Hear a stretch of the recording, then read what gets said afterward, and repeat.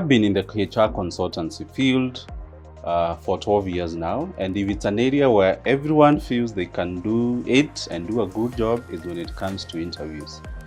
Why? Because we simply think that when it comes to interviews, it's just calling someone in the boardroom, asking them a few questions here and there, and then you'll be able to know whether they are a good fit for the position that you are hiring.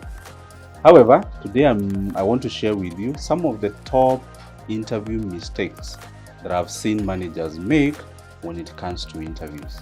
And this one, I would say it's not that they intended, it's not that the manager wants to make these mistakes, but they do happen and they end up affecting the quality or your hiring decision.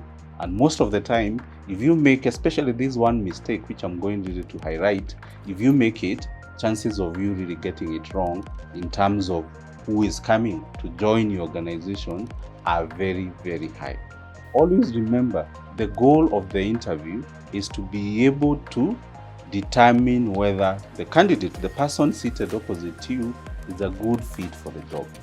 Always remember that at the back of your mind. So make best use of the 20, 30, or even 40 minutes that you'll be interviewing them. So when it comes to interviews, there are two approaches I see managers taking. And the first approach is asking candidates questions at an individual level. They want to know them as individuals. An example is, tell me about yourself, which is an icebreaker and it's really not a bad question. But yes, they'll ask them, tell me about yourself. Now, where they start going wrong is where they ask them, tell me about your age. Tell me about your marital status. Tell me where you live. Tell me your 5-year goals. What are your strengths? What are your weaknesses? Unfortunately, all these questions, they have nothing to do with the job. They are focused on the individual. And guess what? The probability of the candidate or the professional that you're interviewing not telling you the truth, they are really, really high. In fact, for some of the questions that we ask, we never get a straightforward or truthful answer. A good example is, tell me about your weaknesses. If someone is not able to meet deadlines, are you sure they are going to tell you the truth? If you ask them, why are you leaving this company? Maybe they've not been getting the salary.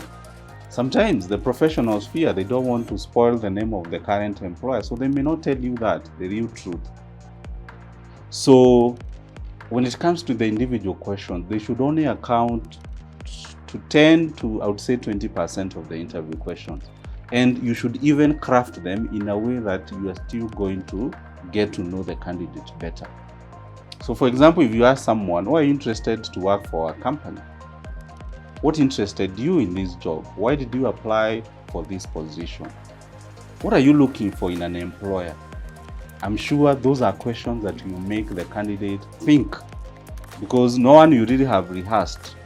I hope they're not watching this video, but the probability of them rehearsing is lesser than the common generic interview questions that we've been known to expect. Tell me about your strengths, your weaknesses, and such like. So if then these are not the kind of questions then you should ask candidates, where should be your focus? The focus for you as a manager, as a leader, it should be on the job. And there's something we call in HR competence-based interviews. And the key word here being competencies. So if I were in your shoes, what I do is I look at the job that I'm hiring for. So if it's a receptionist, I need someone who's very good in customer service. I need someone with very good customer service skill. I need someone who can multitask. I need someone who has the right image, brand for the company, even the way they are dressed. You need someone who's very good with timekeeping. So you look at the job, you break it down, the requirements. And it's from there you generate the questions. So a good example, I would ask someone, describe a situation in which you led a team. So if it's someone in managerial position, I can also ask them, explain the reports that you generate in your position or department. Another example of an interview question can be, give an example of a time you handled conflict in a workplace. As you can see, these questions, they are for managerial people who are looking for leadership position. So the more you make them about a situation, the more you make them about the job, then the less the likelihood that someone will give you a generic answer. And that way, by the end of the interview, you really have be able to determine whether a candidate is a good fit for the position.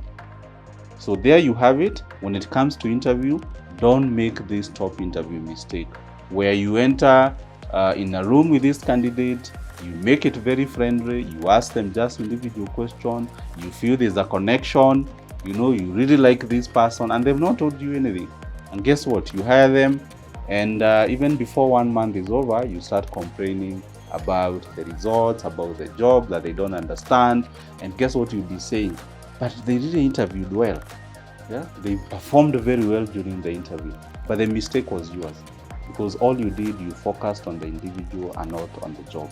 If you ask them, someone on the job, tell me how you do this, tell me of a situation you handled, tell me of a scenario, what do you do when this happens, then the likelihood of them telling you answers that they think you expect to hear, they are very, very minimal. And in such a situation, then by the time you give someone an employment offer, a contract, then at the back of your mind, you really be confident that you have the right person on board. So thank you for watching. This channel is all about empowering you to become a better leader so that you can be able to lead your company, you can be able to lead your department, and every week we have new videos. And so if you haven't subscribed, if this is the first time you are watching this, please do subscribe and I'll keep you posted whenever we have a new video. Thank you for watching and all the best in your leadership journey.